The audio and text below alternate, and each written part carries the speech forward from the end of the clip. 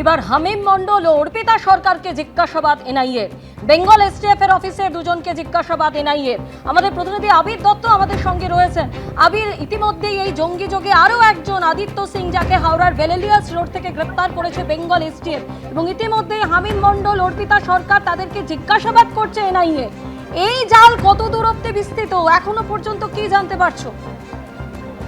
দেখো, তুমি কেন ইউপিএ ধারাতে মামলা রুজু করা হয়েছে এবং এই যে ইউপিএ ধারা যুক্ত হওয়া মানেই দেশবিরোধী কার্যকলাপ নিয়ে সন্দেহ প্রকাশ, এবং এই দেশবিরোধী কার্যকলাপ হয়েছে এরকম তথ্য প্রমাণ হাতে পাওয়া, এবং সেই ক্ষেত্রে তদন্ত যখন করতে গিয়ে এই বিষয়টি সামনে এসছে, তখন এই ধারা যুক্ত করার সঙ্গে সঙ্গে বিষয়টি তদন্ত বা অনুসন্ধান করার প্রক্রিয়া কিন্তু এখতিয়ার থেকে যায় এনআইএ, এবং সেই অনুযায়ী এনআইএ এসটিএফ এর সঙ্গে, বেঙ্গল এসটিএফ এর সঙ্গে যোগাযোগ করে তাদের 3 সদস্যের দল তারা গিয়ে জিজ্ঞাসাবাদ করে এসছে। প্রয়োজনে ফের তারা যাবেন এমনটাও জানা যাচ্ছে এনআইএ সূত্রে।